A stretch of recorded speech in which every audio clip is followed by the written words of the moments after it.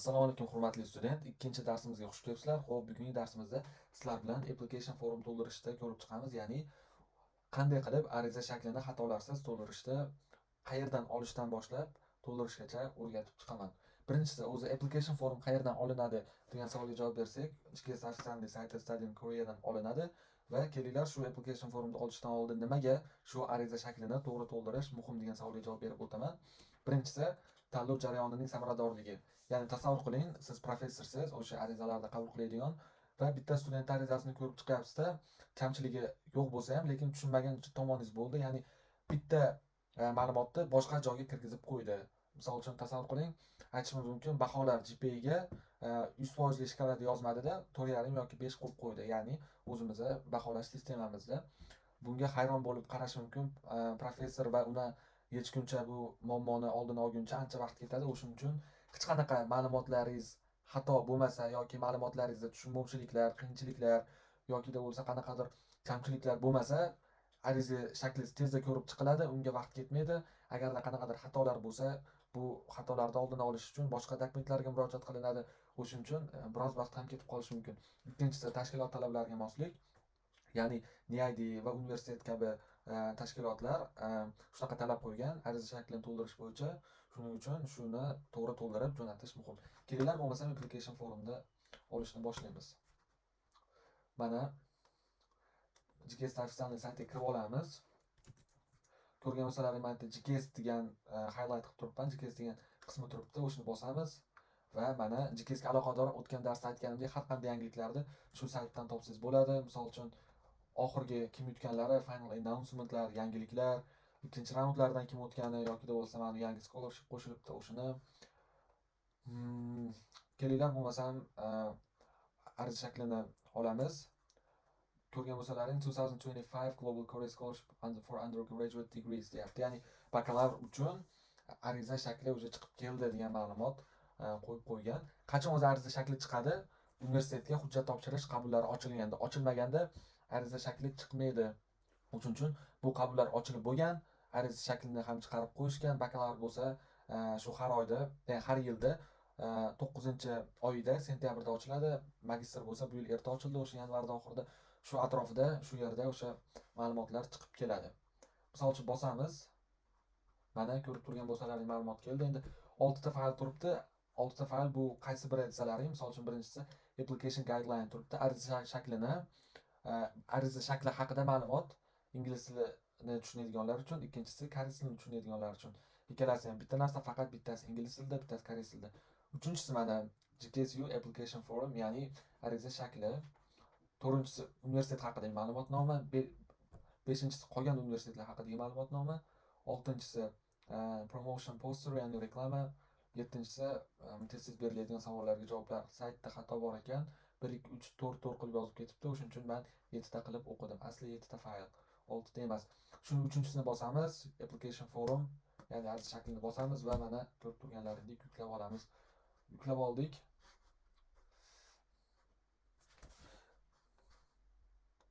Hozir mana uni Word bilan ham ochsak bo'ladi. Tushirib qo'yaman men. Xo'p, ko'rib turganlaringdek 2025 Global Korea Scholarship deyapti. Ya'ni 2025-yilning xalqaro Koreya granti deb yozib qo'ygan. 2026 bo'lsa 26 bo'lib chiqadi, 24 bo'lgan bo'lsa 24 bo'lib chiqadi. Xo'p, unda to'ldirishni boshlaymiz. Birinchi ko'rayotgan bo'lsalaring, mana Embassy Track, University Track turibdi. Elchixona orqali topshirayotgan bo'lsalaring, elchixonani bitishga qilib qo'yasizlar. Universitet bo'lsa, universitetda bitishga qilib qo'yasizlar. Kelinglar, men bitta narsani to'g'rilab olay. Tak. Shuni qalinligini to'g'rilab olaman. Endi yozsak ham bo'ladi. Mana ancha yupqa bo'ldi. Xo'p. Embassy Track elchixona orqali, ya'ni bizda elchixona asosan koreys til markazi bo'lib xizmat qiladi.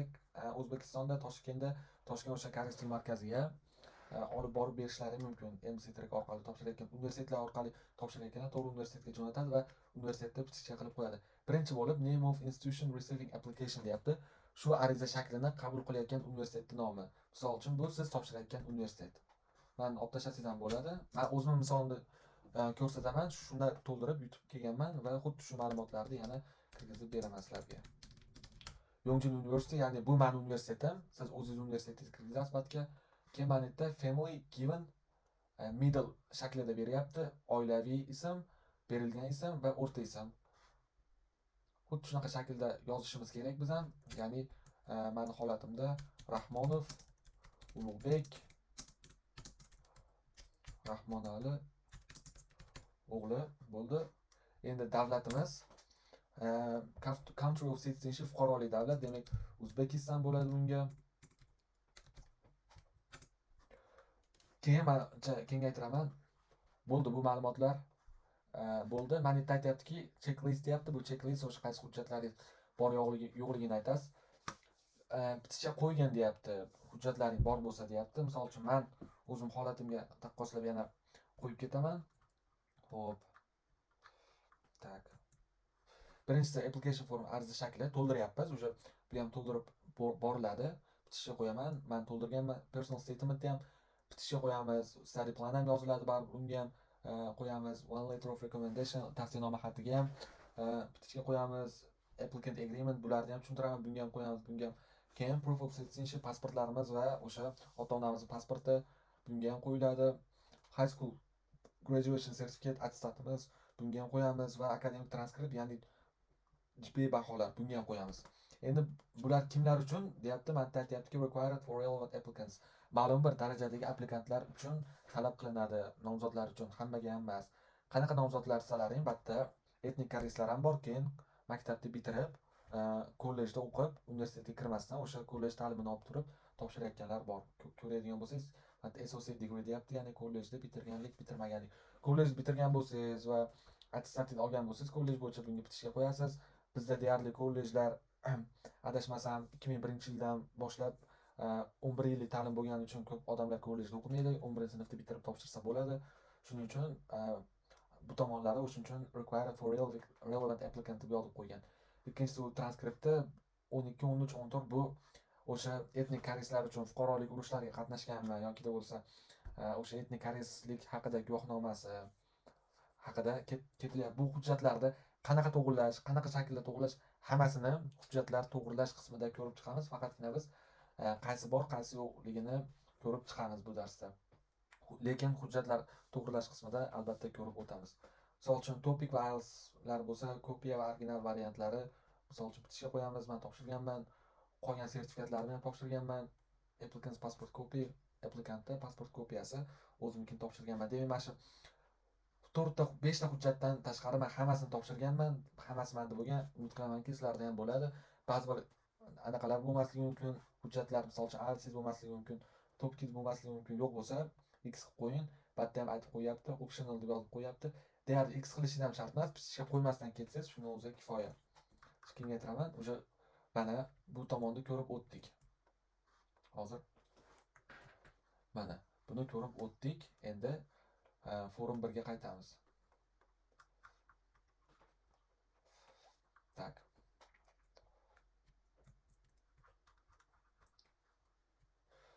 Hop, items marked in the red box are required for all applicants deyapti. Shu qizilga olingan ma'lumotlar deyapti, hamma uchun talab qilinadi. Mana ko'rgan bo'lsalaring, qizilda turibdi. Bu ham qizilda, bu ham qizilda. Bu ham qizilda. Shular hamma uchun talab qilinadi deyapti. Ya'ni associate emasmi yoki bo'lsa maktabni bitirganmi, hamma uchun birdek talab qilinadi. Bunday bo'lsa, to'ldirishda boshlaymiz bu tomonni ham. Keyin delete all paying colored examples before submitting the application. All information must be typed in English only deyapti. Faqatgina ingliz tilida yozilishi kerak bu ma'lumotlar. O'shuning uchun tepadagi ismini ham, qolgan ma'lumotlarni ham ingliz tilida kirgizamiz. Bu o'sha ko'rganimizdek ikkinchi talabi to'g'ri yozish bo'yicha. Va shunday qilamiz. Hozir men shuni olib tashlayman. Mana olib tashladim va endi to'ldirsak ham bo'ladi. Click the box or to check or uncheck deyapti. Ya'ni buni bosib qo'yasiz deyapti. Mana misol uchun buni tanlash uchun tanlandi. Bu tanlab X ligiga ahamiyat bermay o'zi X chiqaradi. Shunaqa. Bu degani shuni tanladingiz degani. Misol uchun men application track uchun university track tanlaganman. Bo'ldi, to'ldirildi. Type of application deyapti. Endi buni tushuntirib o'tib ketaman sizlarga. Hozir general degani umumiy degani bu etnik koreyslar uchun, RTIC degani bu faqat Ukrainadan topshiriladiganlar uchun, University Track orqali bo'lsa UIC bor. O'sha ko'proq muhandislik sohaga kvota ajratgan, ko'p sohaga ajratgan, lekin asosan e'tibori o'sha muhandislik sohalariga, IT zamonaviy kasblarga. RGKS bor, bu Regional GKS deyiladi. Koreyaning viloyatlaridagi chekkaroq hududlarda joylashgan universitetlar. Associate degree degani bu o'sha 2 yoki 3 yillik kasbiy ta'lim hisoblanadi. Men o'zim UIC ni tanlaganman va mana yerda ko'radigan bo'lsak, degree program deyapti mana yerda, ya'ni daraja select only one program, ya'ni siz bakalavriatga topshirmoqchimisiz yoki bo'lsa kollejgami, 2-3 yillik kasbiy ta'limgami deyapti. Bakalavr bo'lsa bakalavr tanlaysiz, associate bo'lsa associate tanlaysiz. Xo'p, mana to'chib qo'ysa ham bo'ladi, tushundilaring meni fikrimcha. Endi sohalaringiz tanlaysizlar. Mana ko'rgan bo'lsanglar, liberal art turibdi, san'at turibdi, social science turibdi, natural science, buning ichiga biokimyo kirib ketadi, biochemistry, meditsina turibdi, mana ta'lim turibdi, sport turibdi, muhandislik sohalari turibdi, sun'iy intellekt turibdi. Men Kunhak tanlaganman muhandislik sohalarini. O'zingiz sohangizni tanlaysiz. Bu mayda-chuyda ichiga kirilgan soha emas, bu katta umumiy masshtabda olingan soha. Misol uchun matematika, o'shanaqa ekonomika kabi sohalarni tanlayotgan bo'lsangiz, o'sha social science, o'shanga yaqinroq sohalar tanlaysiz. Universitetdagi o'sha qaysi sohaga kirishiga qarab, misol uchun meniki kompyuter fanlari bo'lganligi uchun muhandislik sohasini tanlagan. Meditsina bo'lsa, mana meditsina. Misol uchun boshlang'ich ta'lim yoki bo'lsa qanaqadir o'qituvchi bo'laman desangiz, mana education degan sohalar ham turibdi. Xuddi o'shanaqa. Keyingi shaklini to'ldirishga ko'rib chiqamiz. Matda ham yozib qo'ygan. Please complete the form below. It must be typed in English only. Tell us examples when using your information deyapti. Mana ularni o'chirib tashlang deyapti-da. Hozir kelganimizda o'chirib tashlaymiz. Faqatgina bu ham ingliz tilida yoziladi va yana nima deyapti? Mana shu qizillarda udalet qilib tashlang deyapti. Family name, familiyamiz Rahmonov, ismim Ulug'bek, o'rta ismim Rahmonali, o'g'li. To'g'ri bo'ldi mana. Or please write your full name as indicated on your passport or official document. O'sha sizning guvohnomangizdagi yoki bo'lsa pasportingizdagi to'liq ismingizni yozing. Keyingisi, xo'p, date of birth deyapti, tug'ilganlik yili, shaklini keltirib qo'ygan, birinchi yil, year, month and date, oy va keyin kun. Misol uchun bu qizil tomonni o'chirib tashlang degan, o'chirib tashlaymiz. Hozir mana va misol uchun o'zingiz ismingizni yozasiz. Misol uchun ismingizni yozasiz, uzr, yilingizni yozasiz. Misol uchun 2003 4-oyda va hozir 4-oyda 7-kunda tug'ilganman. Xuddi shunaqa yozib ketasizlar. Gender bu jins, male qilib qo'yib ketasizlar. Country of citizenship, fuqarolik davlati bu o'zbek deb yozasizlar. Keyin Korean citizenship, koreys fuqarolik bormi desa yo'q deb belgilaysizlar. Applicant's parents, if any of your parents has Korean citizenship, sizni ota-onangizni birontasida koreys vizasi bormi yoki Koreya fuqaroligi bormi deyapti. Yo'q qo'yasizlar, yo'q bo'lsa ko'plarida yo'q. Bular etnik koreyslar bo'ladi bo'lsa ham va adreslaringni yozishlaring kerak.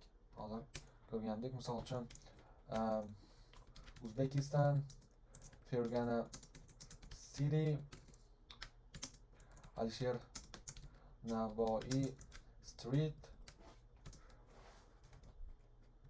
160 78. O'shanaqa qilib, shunaqa shaklda jo'natalaring bo'ladi. Endi telefon raqam 99890lik. Misol uchun o'zingiz raqamingizni yozasiz. Men tasodif raqam yozyapman. 212 12 12 mana. 212 12. Hop, email manzilingizni yozasiz. Misol uchun Ulug'bek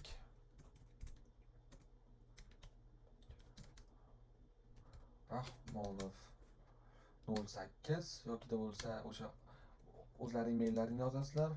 gmail.com bo'ldi va hech qachon mana bosh katta harf bilan bo'lib qolibdi. To'g'ri bo'ldi. Hech qachon unutmanglar, mana yerga pasportlaringda o'sha tushgan rasmda kirgizasizlar. Ya'ni 3-4 rasmlaring bo'lsa, 3-4 rasmlaringni yopishtirib yoki bo'lsa onlayn kirgizmaysizlar. Buni onlayn to'ldirasizlar. Yopishtirganlaringdan keyin chiqarganlaringdan keyin buni yopishtirib qo'yasizlar. Xo'p, keyingi ma'lumotlar, mana buni ko'rib chiqdik. Bu to'ldirishda o'zim to'ldirib berdim. Keyingi ma'lumotnoma language abilities, ya'ni til qobiliyatlari. Uchinchi studentda til qobiliyatlari. Xo'p, uni ham to'ldiramiz. Topik bo'lsa, mana necha bo'lsa, o'shani belgilab qo'yasiz. Misol uchun menda 5 bor va qaysi topikdan olgansiz, nechinchi topikdan olgansiz. 96 bo'lsa yozasiz, 96-topik deb turib, o'sha imtihon kunini yozasiz. Bo'ldi, shu bilan ma'lumot kirgizilgan bo'ladi. Ya'ni o'sha imtihon o'tkazilgan sanani yozasizlar. Keyin mana o'tkazildi, o'chirib tashlaysizlar. IELTS bo'lsa, misol uchun plus qo'yasiz va meniki 7,5 deb yozib qo'yasiz yoki bo'lsa o'zida IELTS fayliga kirgizasiz. Hop, yana ko'rib o'tamiz. Level of education, ya'ni ta'lim darajasi. Hozir buni ham udalik qilib turamiz va buni ham to'ldirishni boshlaymiz.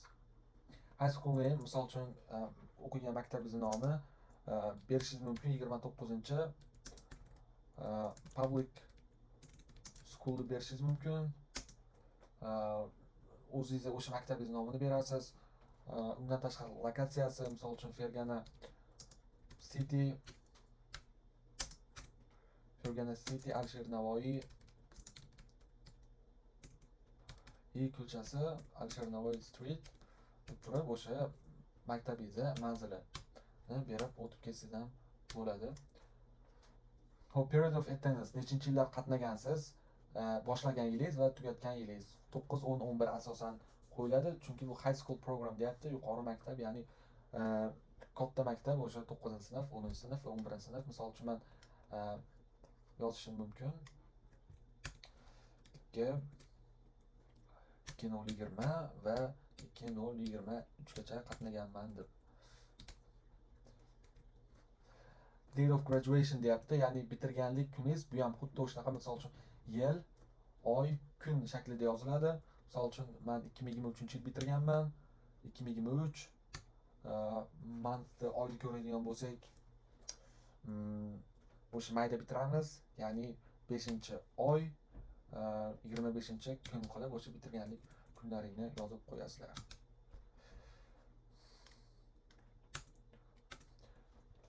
Bu tomoni mana hozir 1 minut. Mana ko'rgan bo'lsalaring date of expected graduation turibdi mana yerda, ya'ni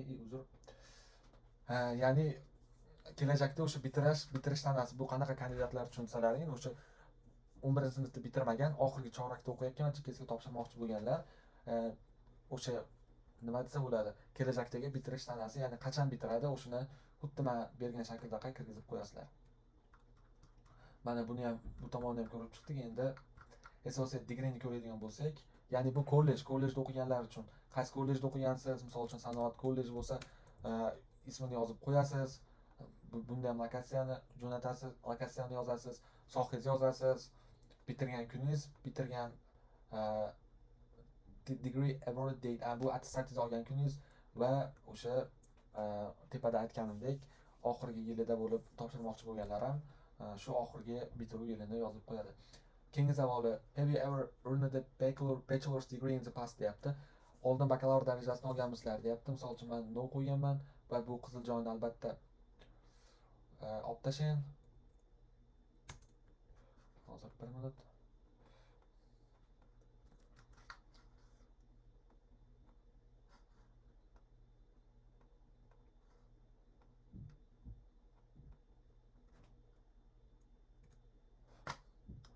Olib bo'lmayapti. Olib tashlasangiz bo'ladi, lekin mana bo'ldi. No qo'yasizlar yoki da bo'lsa bakalavrda bitirgan bo'lsalaring yes qo'yasizlar. Ko'p odam bakalavrni bitirmagan bo'ladi. Unaqa holat bo'lsa no qilib chiqib ketsalaring ham bo'ladi. Information of academic transcript deyapti, baholaringiz bo'ladi. Misol uchun CGPA degani o'sha umumiy to'plagan baholaringiz. Bizni baho shkalamiz 5 balli bo'ladi. Xuddi o'shunaqa 5 ballida ko'rsatib qo'yganda misol uchun to'ldirsangiz bo'ladi. Misol uchun hozir hop, qizilda ko'rsatib qo'yganda example berib, misol uchun men yozganman to'g'ri 42, ya'ni 5 dan qilib turib, mana yerda GPA balingiz necha? Misol uchun meniki 91 bo'lgan bo'lsa, 91 qilib turib GPA balingizni yozib qo'ysangiz ham bo'ladi. CGPA degani bu jami to'plagan ballar, bu ko'pincha yozilmaydi. Bu ham associate degree uchun asosan shunaqa marta yozib qo'ygan. If you have or expected to receive an associate degree, please in your grades achieved from the associate degree program deyapti. O'sha darajani yozib qo'yasizlar. Maktabni bitirdingiz, maktabda o'sha baholash tizim bo'ladi. Eng balandi bizda 5 va o'shandan necha ball to'plaganingiz yoziladi. Bitta anaqasi score percentile degani o'sha GPA ga qo'shilgan foizi, GPA hisoblashni ham men sizlarga o'rgataman va bu tomonni ham ko'rib chiqamiz.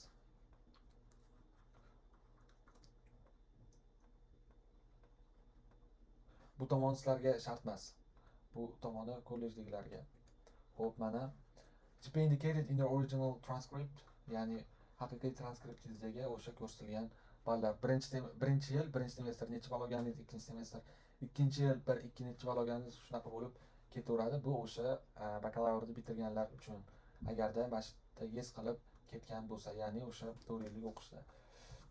yoki bo'lsa o'sha kollej bitirganlar uchun, misol uchun o'zi o'zgartirib 3 yillikni qiladida, misol uchun 1 yilligini tashlab o'tib ketadida, 3 yillik qilib turib o'sha birinchi yilda, birinchi, ikkinchi kursda necha ball olgan o'shanaqalar yoziladi. Keyin esa choice of university and department deyapti. Universitet, siz tanlagan universitetingiz va sohalarni yozasiz. Misol uchun MC Track bo'lsa 3 ta universitet tanlaysiz, bittasi albatta Type B bo'lishi kerak. Ya'ni B turdagi universitetlar o'sha guideline-da bor. U yerda ham ko'p bular, bir 30 taga yaqin. O'shuning uchun applicationda bir yaxshilab ko'rsalaring, guideline-da o'sha universitetlar ro'yxati bor. Mana ko'rib turgan bo'lsalaring, only from Type B da, faqatgina Type B dan tanlaysizlar va bitta field of study deyapti. Ya'ni sohangiz liberal arts department, bu o'sha tanlagan sohangizni anaqasi ichiga kirilgan varianti. Ya'ni misol uchun konqaktni ko'rdik-ku, muhandislik sohalarini ko'rdik. Muhandislikni manetga yozib qo'yaverasiz, buning ichida kompyuter fanlari bo'ladi. Misol uchun computer science yoki bo'lsa software engineering deb yozib qo'yadi. Bu liberal arts ichidan nima kiradi, men bilmayman. Buni ichiga kirgan sohani mana shu department qilib yozib ketsangiz bo'ladi. Others degani bular endi optional qolgan kichkina sohalar. Ikkinchi tanlagan universitetingiz va bunda ham sohasi, uchinchisi bu uchinchi tanlagan universitetingiz va bunda ham sohasi bo'ladi.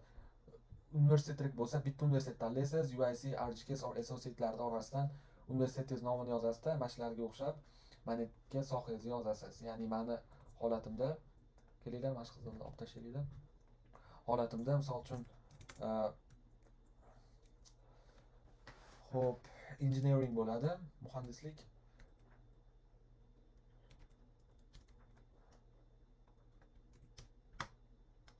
Va computer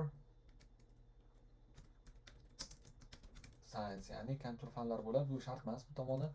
Men aytyaptiki, MC Track bo'lsa 3 tagacha universitetlar tanlaysizlar, o'zlaringizning xohishlaringga qarab deyapti va bittasi albatta Type B universitetlar qatoriga kirish kerak deyapti.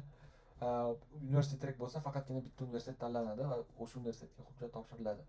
Field of study deyapti, sohangiz o'sha universitet matnda ham aytib qo'ygan, universitetlar informatsiya fayliga murojaat qiling deyapti.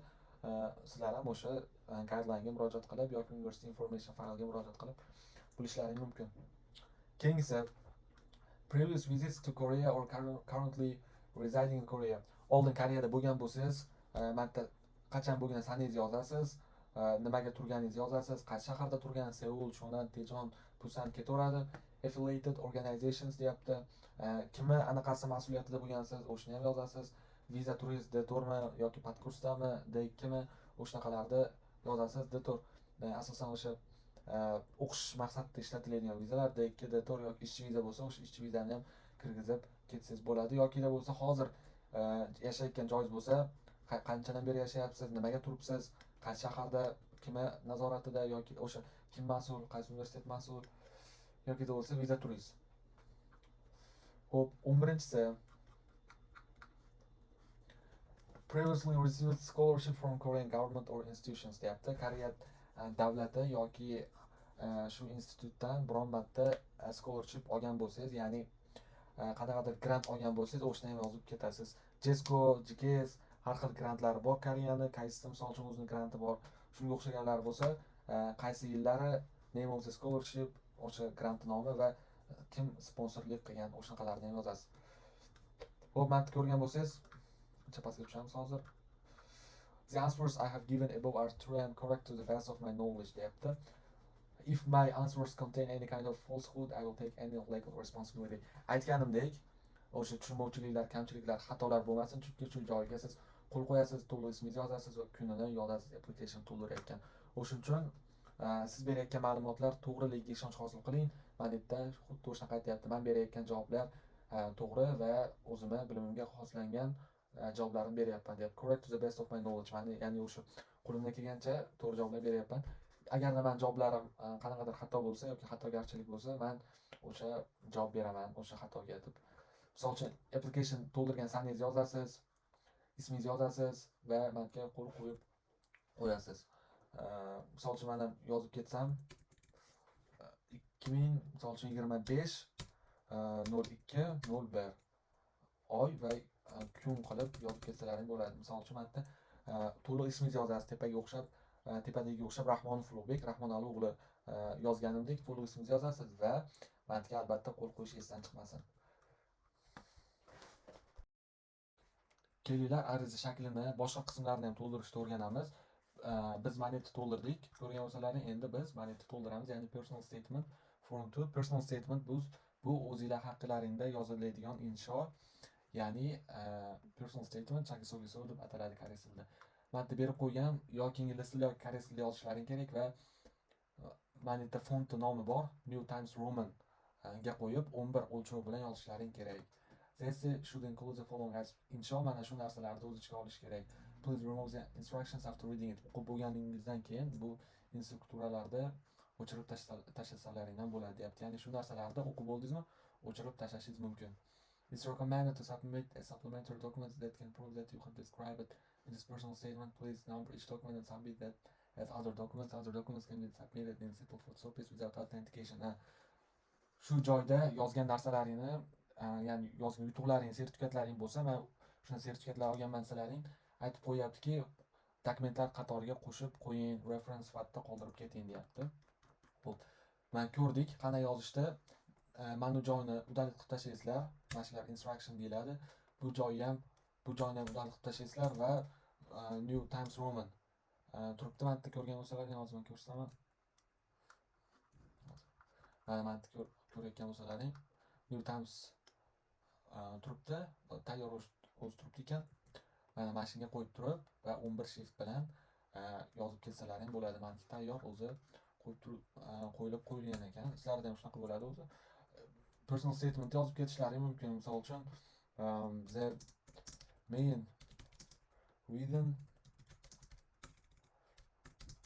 why I ketaveradi. Shunaqa qilib yozib, mana shu o'sha o'zlaringning insholaring tugagungacha yozsalaring shuni o'zi yetadi. Insho yozishda qanday qilib zo'r, chotki personal essay yozishda men 3-darsda o'rgataman. Ham ingliz tilida, ham koreys tilida. Faqat bu darsimiz ariza shaklini to'ldirish bo'lgani uchun insho yozishni o'rganamizda, undan keyin mana shu ariza shakliga shu inshoimizni copy paste qilib qo'ysak ham bo'ladi. Albatta, mana yerda personal statement yozganingizdan keyin qachon yozganingizni, to'liq ismingizni va tepada qo'yganimizdek anaqangizni qo'yib keting, imzoingizni qo'yib keting. Study plan deyapti. Mana study plandan xuddi shunaqa instruksiyalar bo'lyapti. 11 o'lchov bilan New Times New Roman'da qilinishi kerak deyapti. Buni ham o'qib turib shuni uzatib tashlasangiz bo'ladi. Keyin yozib ketaverasizlar. Bemalol albatta qo'ying. Bitta sanani, ya'ni har bitta bo'limda qo'yilishi kerak bu sanalar. Hech qachon esdan chiqarib, ikkinchi shaklida ham qo'yasiz sanani, ismingizni, imzoingizni, bunda ham ism, imzo, sana qilib turib qo'yib ketasiz. Bunda ham misol uchun qo'yib turib yozib ketaverasiz va bunga ham o'sha qo'yib turib ikkinchi, uchinchi qismiga yozib ketaverasiz bemalol. Recommendation letter, bunda juda to'xtalib o'tamiz. Tushirib olaman pastga. Mana to'g'ri bo'ldi. Bu tavsiyanoma xati o'sha direktoringizdan yoki universitetda o'qisangiz, dekaningiz universitetdan olinadigan tavsiyanoma xati. Bunda nima deyapti? Please deyapti. Fill in your name and other required information below and deliver this form to the person who will write the recommendation letter. O'zingizning ismingni yozganda mana yerga deyapti. Keyin tavsiyanomani yozib beradigan odamga olib borib ber. Mana shu tavsiyanomani yozsin deb aytayapti. Request your referee to seal the letter of recommendation in official envelope and sign across the back flap deyapti. Recommendation letters that are not dated, signed or sealed won't be accepted deyapti. Ya'ni shu tavsiyanoma xatini yozib bo'lganlaringdan keyin tavsiyanomaga albatta qo'l qo'yilishi kerak, pechat bosilishi kerak va qachon yozilgan sanasi qo'yilishi kerak va undan keyin konvertga solasizlar. Tavsiyanoma xatini konvertga solganlaringda ham konvertni ustida pechat, qo'l va undan tashqari aytganimizdek sana ham bo'lishi kerak. Birinchi bo'lib name of applicant o'zlaringni ism familiyalaringni yozasizlar. Mana given name o'sha uch-suvalaringni yozasizlar. Country of citizenship fuqarolik davlati, bachelor's yoki da bo'lsa associate birontasini belgilaysizlar. Intended major bo'lsa o'sha sizlar tanlagan soha, misol uchun computer science man tanlagan. Hozir to'g'rilab qo'yay.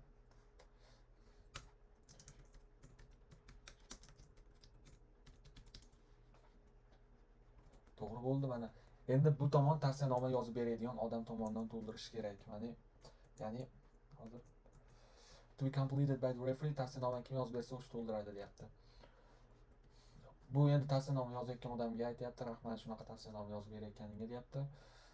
You may use your own recommendation letter template and attach your letter to this form. We hope to clean the following information of the applicant from your recommendation letter. Xohlasang alohida o'zingni bironta templating bo'lsa deyapti, ya'ni oldin tavsiyanoma yozib bergan shakling bo'lsa o'shani yozib turib bunga qadab qo'ysang ham, bu bilan qistirib qo'ysang ham bo'ladi deyapti. Xohlasanglar shunaqa qilinglar, lekin tavsiyanoma yozishda uchun alohida o'sha joy ham qo'yib qo'ygan. Keyin bitta shartlari bor tavsiyanoma yozib berishda. Keyin aytyaptiki, how long have you known the applicant and in what relationship deyapti. Qanday qilib applicant bilan, ya'ni nomzod bilan tanishib qolgansan va qanaqa aloqadasan? Uni o'qituvchisisan yoki bosh sinf rahbarimisan, dekanimisan, direktormisan, kimsan deyapti. O'shaqalarni aytib ketish kerak. Keyin savol, what are applicants capabilities, strengths and weaknesses? Nomzodning kuchli tomonlari, qobiliyatlari va zaif tomonlarini yozib ketishing kerak deyapti. Buning ichiga akademik qobiliyatlari, qiziqishlari, nimaga o'sha sohani tanlayapti, soha bo'yicha qiziqishlari, kelajakdagi akademik potensiali, responsibilities qanaqa, ya'ni qanday tushuntirsam bo'ladi, mas'uliyatni yaxshi ushlaydimi, ushlamaydimi, yoki integrity qanaqa chiqishib ketadi, odamlar bilan birlashib ketadi, independence mustaqilmi, bu juda ham muhim joyi, chunki Koreyaga kelganingizdan keyin mustaqil bo'lasiz. Mustaqil bo'lish, mustaqil qaror chiqarish uchungina qilish uchungina nima desa bo'ladi, sizda bir nechta skilllar bo'lishi kerak. Kreativligi, ijodkorligi, moslashib ketishi, bu ham muhim. Koreyada boshqa madaniyatga, boshqa tilga moslashib ketishi, communication skills, gaplash muloqotlari, boshqa har qanday kamchiliklari bo'lsa yoki bo'lsa o'sha yaxshi tomonlari bo'lsa yozib ket deyapti.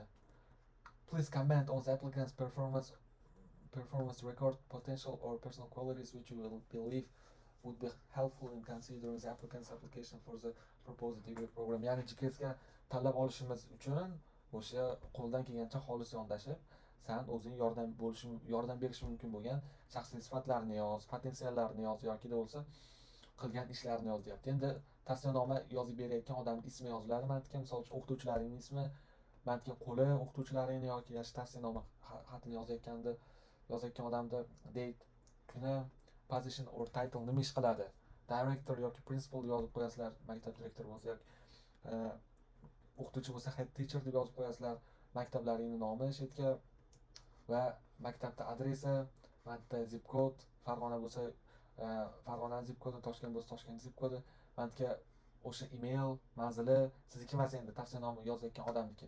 Mana telefon raqami yoziladi, xuddi shunaqa narsalar. Hozir buncha tushirib olamiz. Bu endi instructions for the recommender deyapti. Tavsiyanoma yozayotgan odam uchun instruksiya deyapti, ya'ni ko'rsatma. After completing the recommendation letter, please add date and your signature at the bottom. Pastiga tavsiyanomani yozib bo'lib, pastiga qo'l va sana qo'yib qo'yish esdan chiqmasin deyapti. Tavsiyanoma xatlari qo'l qo'yilmagan, pechat bosilmaganlar qabul qilinmaydi deyapti. Va shu shaklda bu tavsiyanoma emas, bu tavsiyanoma xati uchun ariza shakli xolos. Tavsiyanoma alohida listga yoki da bo'lsa o'zi mana yerda joy bor, o'sha joyga yozib ketiladi. Joy nima chiqmayapsizlar, mana shrifti o'zgarib ketdi, mana New Roman Time'ga qo'yganimdan keyin o'sha uchun chiqmayapti. Oddiy tavsiyanomani shrifti ham, o'shanaqasi ham, joyi ham xuddi shunaqa bo'ladi. Aniqroq bunaqa bo'ladi, bunaqa shakllar bo'lmaydi. tavsiyanomani shuna qilib yozib ketadi-da, har doimgidek aytganimizdek qo'l, sana va pechat bosiladi. Va aytyaptiki, konvertga solganingdan keyin yana o'sha nomzodni o'ziga qaytarib berib qo'y buni deyapti. Keyin for the recommenders of embassy track applicants, please print out or make 3 additional copies of the letter you wrote and sign all copies respectively deyapti. Ya'ni o'sha tavsiyanoma xati 3 ta kopiyaga qilinadi agarda o'sha nomzod embassy track orqali topshirayotgan bo'lsa, ya'ni elchixona orqali topshirayotgan bo'lsa, shu originalni 3 ta kopiya qilasizlar va 3 ta kopiyasiga ham pechat, qo'l va sana qo'yilishi kerak. Shuni tushuntirib o'tib ketyapti. Form because applicant agreement, buni ham to'ldirishda alohida video qilaman. Unchalik qiyin narsa emas. Faqatgina o'sha qo'shilmaslik narsalari, bunga deyarli hammasi qo'shilishingiz kerak. Hozir mana bunga deyarli hammasi qo'shilasizlar. Bunga video qilaman, alohida bularga ham agree qilib bosasizlar. Bularga ham endi bu tomonda personal medical assistant deyapti. Ya'ni jismoniy holati, jismoniy va tibbiy holati o'sha nomzodda. Qanaqa holatda qanaqa kasalliklar bor, o'shanaqa misol uchun jinsilarini belgilaysizlar. Bo'ylaringni yozasizlar, og'irliklaringni yozasizlar va yaqinlashtiradigan savollar turibdi. Bunga aytganda alohida dars qilaman agreement bo'yicha, ya'ni tepada ko'rganmiz qo'shilmaslik ma'lumotlari va personal medical assistant bo'yicha men ularni tarjima qilib, nimalar rozilanish kerak, ularni hammasini bitta dars qilib chiqaman. Ya'ni bunga ham oxiriga date, applicant's full name va signature, qo'l, to'lovchi va sana qo'yiladi. Application agreement va personal medical assistant albatta o'rgatiladi keyingi darslarda. Bo'ldi, application forumda to'ldirish bo'yicha darsimiz shundan iborat edi. Ko'rdilaring, to'ldirib chiqdik, qo'ldan kelgancha hamma tomonini o'rgatdim. O'zim misollarimni yozib, menimcha hammaga foydali bo'ldi degan umiddaman. Endi hozir o'zimizning PPT faylimizga ham qaytsak bo'ladi. Xo'p, nimalarga e'tibor berish kerak unda? Xatoliklar va imlo. Ko'rganingizdek, menga o'xshaman, endi sizlarga ko'rsatib berish maqsadida tez-tez yozib ketdim. Deyarli xatoliklar yo'q bo'ldi menda, unchalik xatolik yo'q. Qo'ldan kelgancha yozib ketdim, imlo ham yo'q. Sizlar endi topshiryapsizlar, bunga mas'uliyatli bo'lib yondashinglar. Men sizlarga ko'rsatib berish maqsadida, qanaqa bo'lish maqsadida butun prosessni tushuntirib ketdim. Keyingisida tegishli format tanlash. Aytganimdek, New Times Roman formatida 11 o'lchov bilan yozilishi kerak. O'sha essaylaringiz, 3 ta essayingiz, keyingisi hujjatlarning tashqi ko'rinishi, ya'ni xuddi men aytganimdek, men endi sizlarga ko'rsatib berish maqsadida har xil hujjatlarni yaqinlashtirdim, uzoqlashtirdim, qizillarni udalib tashladim. Shuning uchun formatcha buzilib ketdi. Sizlar unaqa qilmaysizlar. Sizlar bir xil anaqa qilasizlar, nimasi ular to'g'ridan to'g'ri birma-bir yozib ketasizlar. O'shuning uchun sizlarda format buzilmaydi va hujjatlarning tashqi ko'rinishiga ham bir e'tibor berib qo'yasizlar degan umiddaman. Va darsimiz tamom. Hammaga ma'lumot foydali bo'ldi degan umiddaman. Iltimos ehtiyot bo'linglar. Shunga xato qilib qo'yishga yoki bo'lmasa kamchilik bilan to'ldirib qo'yishga e'tiborli bo'lib to'ldiringlar. Har qanday shu darsga oid savollaringni GKS Academy adminiga berishlaring mumkin. Sog' bo'linglar, salomat bo'linglar.